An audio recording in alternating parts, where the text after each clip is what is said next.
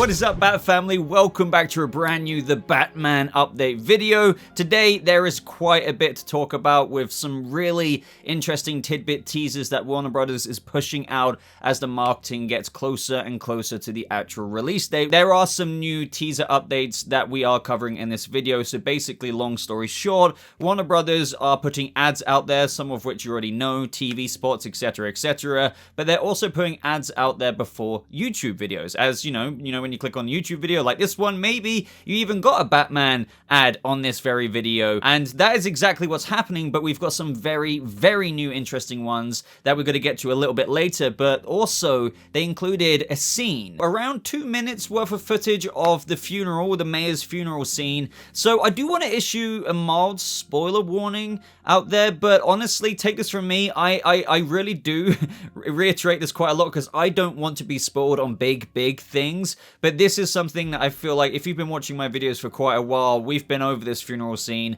in the first DC Fandom trailer where we got like barely 30% worth of footage for the Batman movie. They show Gil Coulson blowing up with the bomb around his neck. So this is honestly just a little bit of an extension of Bella Real talking to Bruce Wayne and then Gil Coulson bursting through the doors. The reason why I still recommend that it's okay to watch if you're weary of spoilers is because it gives you just a bit of a sense of the movie, the mood, the score that happens in the background, the way it's shot in this funeral scene. Those are the vibes I'm giving you for it. I think it's fine to watch, just a little taste, and what I'm going to do is react to it. I have kind of already seen it last night when I didn't make a video on it, but I was in the middle of playing an Xbox game with friends, so I didn't get fully engrossed in it, so I'm going to give my full proper reaction and breakdown here, and just kind of what I gauge from this movie, from this taste of a scene. Again, Warner Brothers have put this out there. If there's any Warner Brothers people looking at this video right now, this is an ad that you're putting out in front of YouTube videos, and so I'm advertising your ad, so there shouldn't be any issue with me reacting to this and commentating over it. I mean, it is literally the definition of fair dealing and fair use, so it should be fine. But after we get past this, which is kind of just insane, I didn't expect them to drop a whole scene. We will get into the other literal TV teaser YouTube addy spots, which show even more footage, and then there is a quote from Robert Pattinson himself talking about Batman's no-kill rule already basically being a thing in this movie, which doesn't necessarily surprise me, but if some of you have been paying attention to what I said, I've got quite a bit to say about that based on what we've already seen from this Batman in the trailers. Stay tuned for later on in the video, but let's start with this scene. So don't scream at me for pausing this, because that's the whole point. I want to talk about it. So yeah, as you can tell, literally an ad that Warner Brothers are happy showing before YouTube videos. It's kind of meant to suck you in and be like, oh, what's this? You know, if you're a general audience member, you might be thinking, wait, is that Robert Pattinson? Wait, this might be for that new Batman movie. Oh my god, like, what's going on here? And all the people are like, wait, there's a car bursting through? Oh my god, to the Batman? You know, it's meant to generate a little bit of an excitement for audiences going in, getting them more intrigued to check it out. But not only that, it's not the most spoilery worthy scene out there for the movie. We all know that Gil Coulson gets out the car with a bomb around his neck. We see from the Bat and the Cat trailer, there's riddles read out. It's just to give you a flavor of what's going on. But let's see how this goes, even though I've kind of already seen it, but yeah. You know, you really could be doing more for this city. Your family has a history of philanthropy, but as far as I can tell, you're not doing anything. If I'm elected, I want to change that.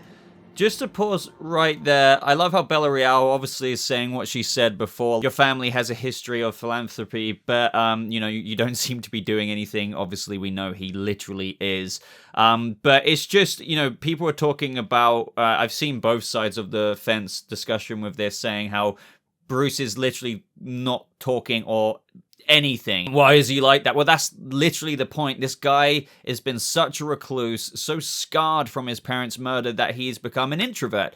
The most introverted of all introvert people you could imagine. So when he's out in public, whether you see that in the Bat and the Cat trailer where Bella Real's like, Bruce Wayne, he's like, I'm sorry. You know, he's just like, he's not there. The only reason he's gone to this mayor's funeral is to make sure there's nothing larger going on. And lo and behold, he was right. Literally, Riddler's there. He wouldn't be there for any other reason, and in fact he hasn't really gone out in public much, if at all, which once or twice, to the point of where it's so rare to see him, which is why in a couple of moments we're going to see a cop being like, oh my god, Mr. Wayne, and people just aren't used to seeing him. Yet the Waynes are still obviously such a popular sight to behold in Gotham. Obviously not the old Waynes, because they're kind of dead now, but people, if anything, it makes it more fascinating to them with the fact that nobody really ever gets a sighting of Bruce much anymore. But yeah, like the demeanor of Bruce in this moment is very, very, very spot on. I'm also just looking forward to, throughout the trilogy, as we get that, to see how like his Bruce side grows. I'm not saying strictly he's going to become playboy billionaire Bruce Wayne or anything, but you get what I'm saying. In the first movie, I feel like we're going to see such a contrast of this Bruce in this scene to, like, let's just say the second or the third. He would have grown a lot more in that way, but at the moment Bruce almost doesn't really exist. He is Batman kind of all the time, even if he's dressed in these clothes. And again, so here we see him literally, the first thing he notices, as it's almost like what Bella is saying is going in one ear and out the other, he notices the kid, the mayor's kid, and there's such a look that we get in just a second where there's such deep empathy, because this kid has been, well, he's not properly orphaned, I suppose, because I'm assuming that's the mayor's wife sat next to him, but he still sees himself in that child. And that is just something that, this is the reason why he's going out there and doing this in the first place. He detests seeing a sight like this. And I've got more to say about this kid in a second, because a lot of people are being like, is that Dick Grayson? We'll get to that. But as you can see, they both stop in their tracks there. I'm gonna go pay my respects. Will you wait for me? I'm gonna continue this. And she's just like, oh god, I'm gonna pay my respects. But look at the way he looks at him. He's just...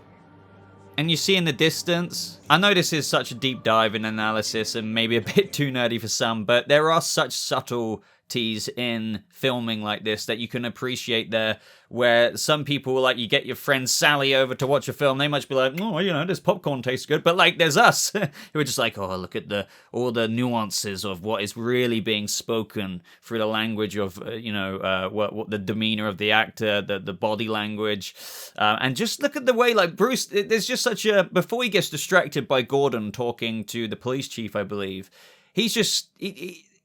He's just always living that moment almost, especially with the recent comments from Matt Reeves in the articles that we read out, which I do recommend checking out my video from Friday. If you have no idea what I'm talking about, I do a huge breakdown of a whopping great big interview from the cast. Dylan Clark, producer, and director Matt Reeves. But yeah, as you can see here, if I scroll back a teeny bit more, the kid looks behind him. I don't even know if he's properly recognizing that that's Bruce Wayne, the introverted, never seen Bruce Wayne, but looks back. You see Bruce just staring at him. And even before that moment of staring at him, like he was just, distracted instantly when Bella Real was even talking to him. And I like Bella because she does seem to be a good egg, genuinely. Like, I want to change that. If I become elected, me and you can work together. I really feel like, considering your family having a history of philanthropy, we can really do some good, Bruce. And I think that will actually, God forbid that she does, hopefully she doesn't die. If, when the arc is done in this movie, the plot is done, they can actually work together, and Bruce can then start to walk into the Bruce Wayne public persona a bit more and work with Bella to help actually improve the city. That's if she doesn't die. But then this is when Gordon basically brings up Gil Coulson. It's like, oh yeah, where's Gil? Where's the district attorney? Excuse me, Chief. Can I talk to you? And I love how Bruce is instantly just like, right, I hear Gordon talking, this must be interesting. It's a bit sus if you ask me, but I guess, like, the whole point and suspension of disbelief is nobody believes that this billionaire he's not a playboy, if you know what I mean, but this billionaire child of Thomas and Martha Wayne is the Batman, as if, right? So, we get this scene coming ahead. Coulson is missing. Gil Coulson's missing. Hasn't been heard from since last night. Hasn't been heard from since last night. Now, by the way, some people are thinking that the cop to the right, who we've seen in other trailers investigate with Batman, namely in the room where it says Thomas Wayne for murderer, of what the Riddler is putting around in that room of all these newspaper clippings, photo clippings. He was in there as well. And some people are thinking that this is actually the Stanley Merkel. I don't know why. Maybe it is, because basically that's the cover role, assumingly, that Barry Keoghan's was given, but lo and behold, he's most likely playing the Joker. But just wanted to chuck that out there. Either way, this cop, I really hope he doesn't die, but I've got a feeling this guy's absolutely screwed at some point. I don't know why, I just got a feeling. I I like how the Chief's just like, Christ, not again. Not the Riddler again. Christ, not again. Hey, Mr. Wayne. I love that cop, though. Hey, Mr. Wayne. I like how Gordon, like, it just stops the conversation. And it's not like he's a singer or an actual rock star, but even Gordon and the police chief stop their conversation because they hear the cop mention Wayne. Nobody ever sees Wayne, and I will shut up about this, but it's just that much more interesting because even they take the time of day to kind of... They're not annoyed at the cop. I genuinely think they stop to look at the sight of Bruce Wayne because it's not something you get to see very often. It's kind of a thing everyone's heard about, but ever since the Waynes died, maybe the celebrity of them kind of died down a bit, but it's almost that much more interesting if the son gets brought up, and he's right there, if you know what I mean. So I love this. You got people looking for him, Jim? Sent a couple guys to his house, nothing. What does Mike say? She hadn't heard from him. But here it is. This is where Gil Coulson bursts through. Everyone's like, what's going on? What's going on?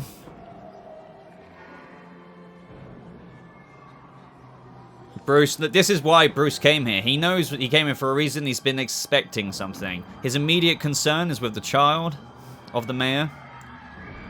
And I'm just going to pause it. I've already got chills. The Riddler is standing there, just like what we've seen in the other trailers. And Bruce knows that is the Riddler, but it's not like he can run, jump up there now. That would be ridiculous, give a lot of things away. He's still very entranced by, that is him. I'm pretty sure that's him.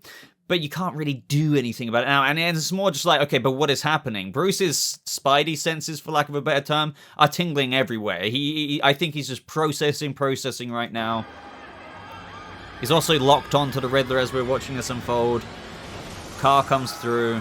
Bang, need to save the kid. What a brilliant... I love the filming. So he charges, and then there's another angle, and then another angle of the car going throughout the crowd. I really like that quick cut there. And then, yeah, Bruce tackles him. There's quite a few camera angles here. Top-notch cinematography. Then we have Paul Dano there. You can literally tell that's him. He turns to the side. You can see his Riddler glasses. If I just rewind back there again. There he is. So he was there watching, like, literally the whole time. He's not even in a proper Riddler hat or coat here, even though that would be kind of obvious. He's just in his actual Edward Nashton persona as seen of when he gets arrested in the diner. And Bruce is just like, you know, where's he gone? I should go get my bat suit on, I guess, but not before we see Gil Coulson get out the car. Any second now. Get out of the car! Get out, Gordon. Bit of taste of Jeffrey Wright here and his way of playing Jim. Gil Coulson is absolutely terrified, obviously. Of probably getting shot by cops, but then it's like, okay, but look at me. Like, I've got a bomb strapped to me. Please don't think I'm doing this. Christ, this Coulson.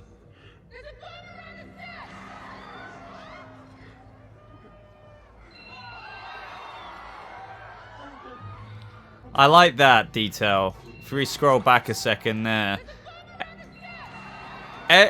When the phone rings, everyone ducks. Everyone is like, oh my god, like, does that mean it's going to detonate? It's just your instinctual reaction. Especially when you see a bomb attached to someone. But here, Bruce doesn't flinch. He's actually just looking the whole time. Wait for it. Like, he just doesn't move. He's just like...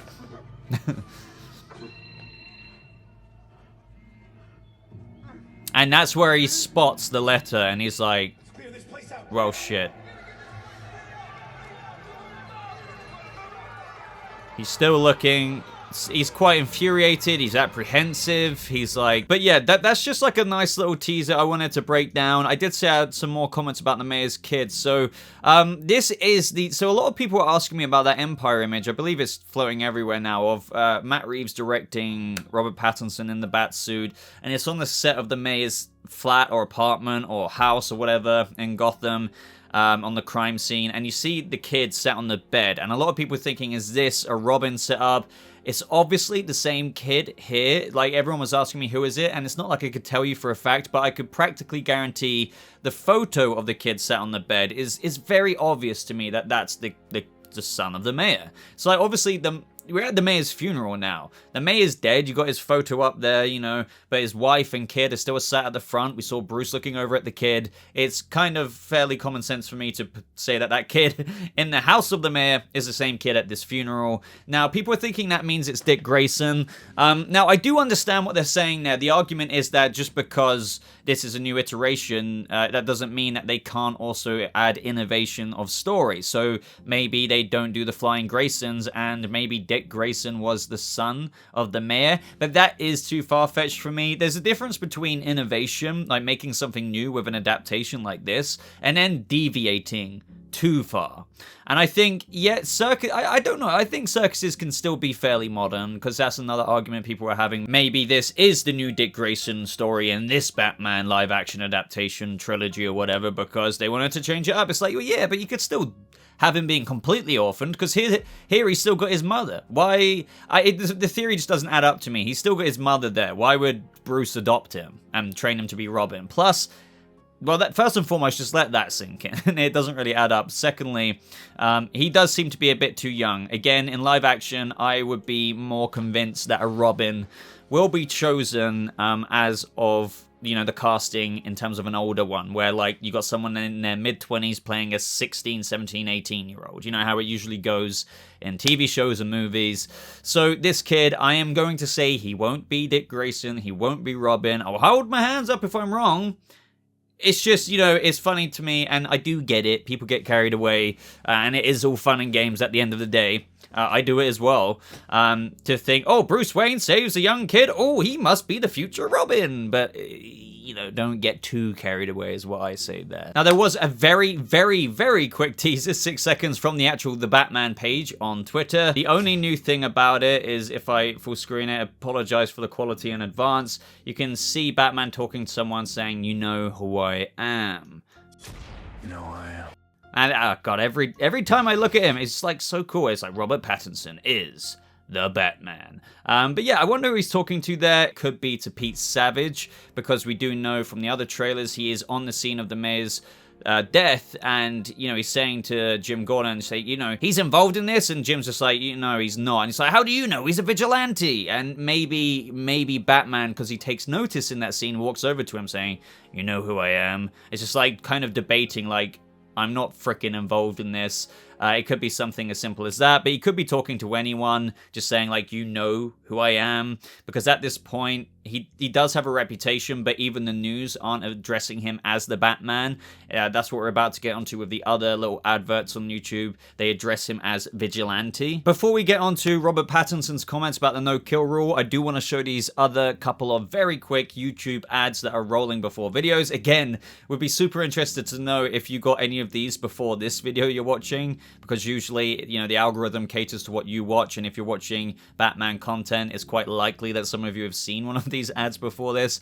But here, this one's a bit more expanded, I believe, of Selina and Bruce, or Bat and Cat, if you will. So if I play that, we get, like, I like that shot, by the way, just appreciating the camera work here of some angles of the bike there. I don't know if that's Selina or Batman there. Again, the quality is quite low.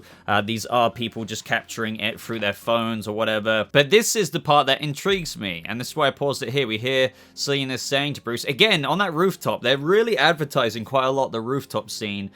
You know, whether it's through the Empire photos, so many photos of, even in the trailers, of this rooftop. I believe it is where the bat signal is, so maybe there's multiple rooftop scenes. This is the Bat and Cat's meet-up spot. It's, I guess, one of the most simplest ways to put it. Hey, meet me by the bat signal. But one of the interesting things out of this particular YouTube ad is where she says, it feels good, doesn't it?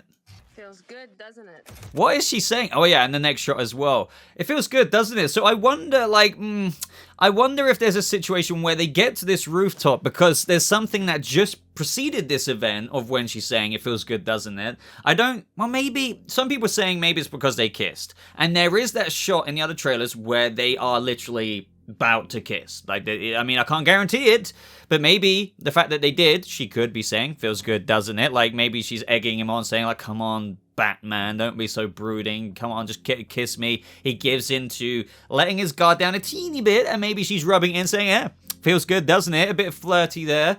But it could just be that they've been on something where they had to run away, albeit I don't think Bruce's or Batman's relationship with the GCPD is fractured at this point. So to say it feels good, doesn't it, having run away and got away GTA style, losing the cop, so to speak, I can imagine Selina saying something like that, just being like, feels good, doesn't it?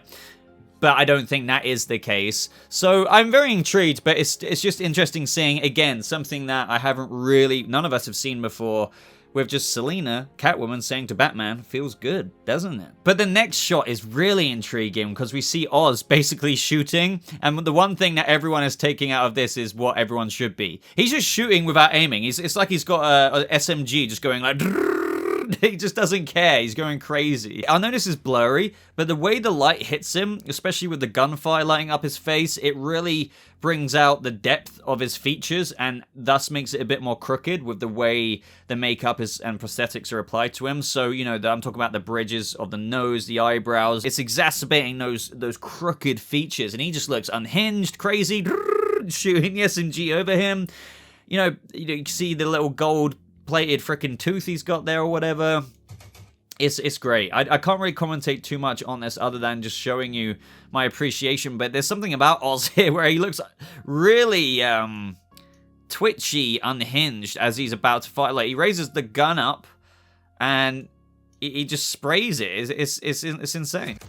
Wasn't sure I'd see you again. Wasn't sure if I'd see you again. So I'm guessing that rooftop scene where he's saying, I wasn't sure if I'd see you again, could be their first meetup after their first actual meeting where they fight in the mayor's office. I'm assuming that's their first meeting because they're fighting, like I assume that's when they first bump into each other, start doing the fight, then, they talk a little bit, and when they finally, rendezvous again at the Bat Signal location, he's like, I wasn't sure if I'd see you again. Sure I'd see you again.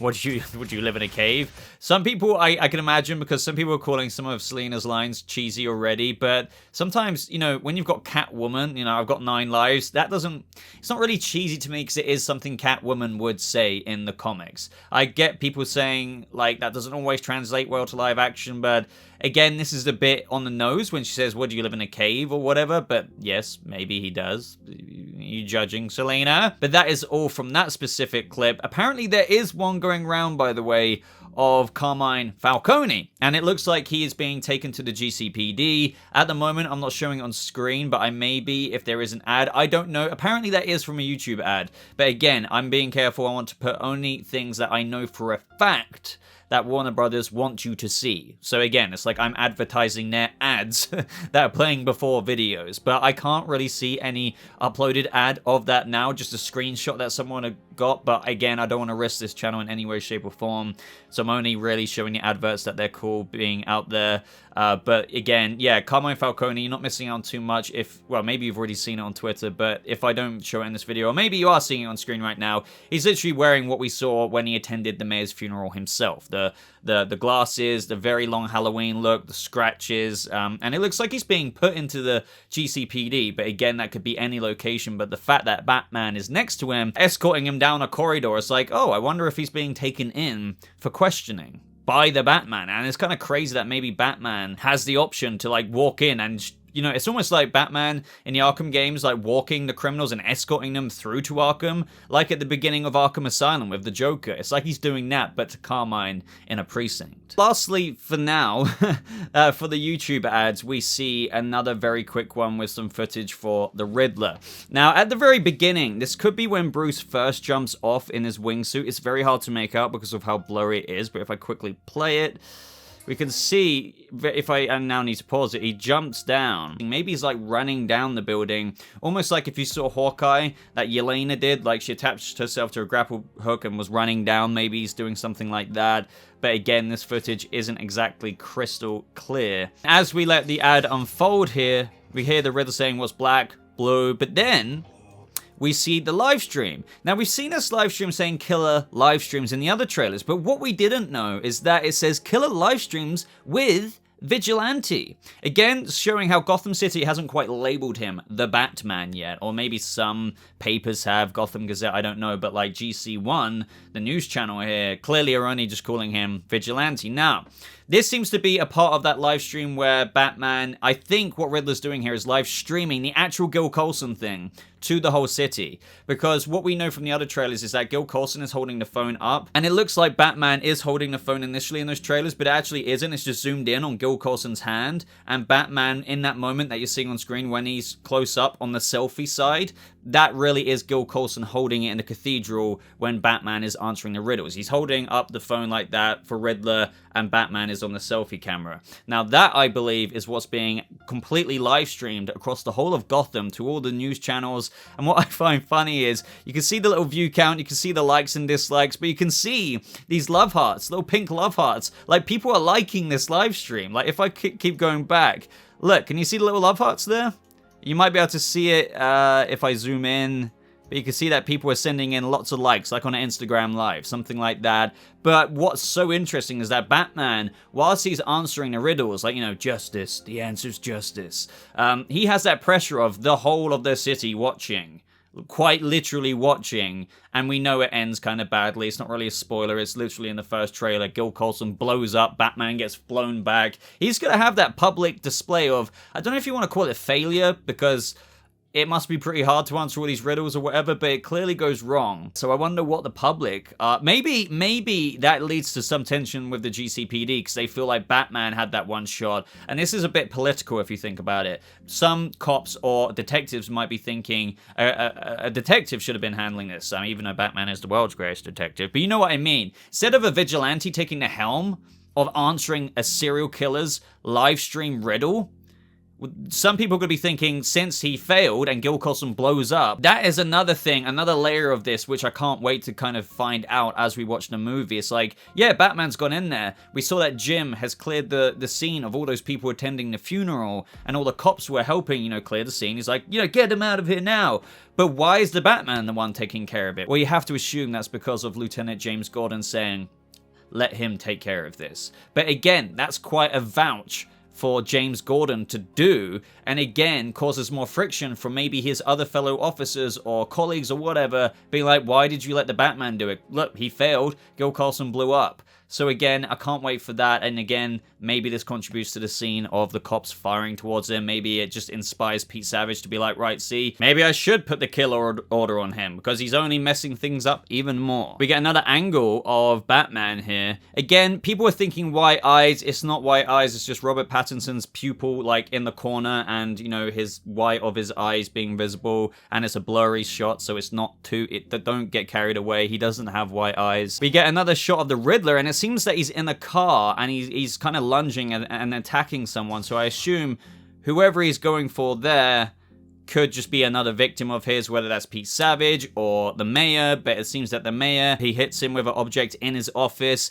So it's one of the people, one of the victims, the high profile victims in Gotham that he goes after, and this could be one of those moments. That is it so far, but knowing my luck, there's just going to be more recorded YouTube ad pre-rolls of more footage. But for now, I feel like I've covered the bulk of some interesting new things to discuss. But lastly, I did say that I wanted to comment on the Premiere Magazine interviews with Robert Pattinson, and they've publicly released a preview of their magazine, so I do recommend picking it up for expanded interviews. But this one, he talks about the psychological state of his Batman and, you know, also the no-kill rule. As for Premiere Magazine's little preview of what Robert Pattinson has to say about all of this, is that there is this rule with Batman. He must not kill. It can be interpreted in two ways. Either he only wants to inflict the appropriate punishment, or he wants to kill and his self-control prevents him from doing so. I imagined it that way from the rehearsal of the first fight. I thought it was funnier. Something in him just wanted to slit the guy's throat. I told myself that if he spends his nights chasing criminals, it is impossible that he does not take pleasure in it. He suffers, and it is a desire that overwhelms him. And by dint of knocking, his mind clears. He calms down, he reaches a state close to plenitude. I'm sure in this first fight, he manages to convince himself that every guy in front of him is the one who killed his mother, laughs, and so that allows him to vent all his rage. Now, some people are like agreeing with this and somewhat disagreeing with it. I think it is kind of accurate in the sense that, especially with Reeves' vision, and something that I think is kind of valid in every Batman in the early fight, of where he is so angry. Now, Batman does have a no-kill rule, as we've just been over, but it doesn't mean that in his early years, just like with that Oz, car flip scene of where obviously Batman couldn't guarantee the outcome of him surviving that, he does basically almost sometimes, especially if pushed to the peak of frustration, whether that's through pursuit or through combat, probably get to a line of where he does want to, or it's almost sadistic. He does like inflicting the pain,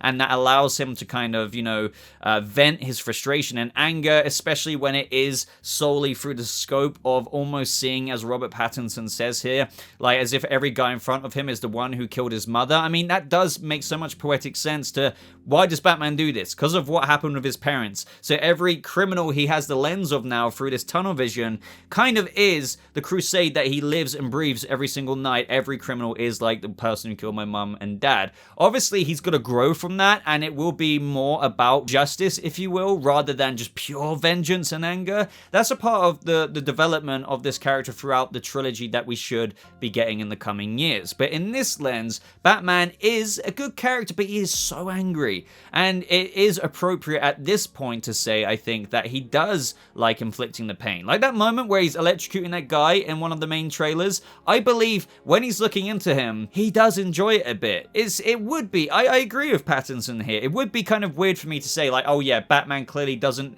get off a little bit on those extra punches. I wouldn't say you should look at it like he salivates over it. It's more like, I think most of us or a lot of us have experienced at some point in life, if you've ever been in a fight or something, you don't enjoy it, but sometimes through the anger that you're in, if you're swinging or pushing or punching or whatever, there's this kind of somewhat blind rage that sometimes takes over where it just feels good to almost want to keep going. But in the retrospect of that, you can kind of see how bad it is. You can get lost in that. And then imagine being propelled by the death of your parents like Batman is, and where clearly he's mentally ill to the point of where he's doing what he does. He's introverted all the time, so dedicated. It would only bolster you with rocket thrusters added onto it with your rage, basically. And all I meant through people enjoying fighting, it's not like as black and white as that. I just mean like you get that adrenaline rush, and like imagine in that fight when you're having one and you're beating someone who you know is a bit of a freaking dick and a crook or a thug anyway,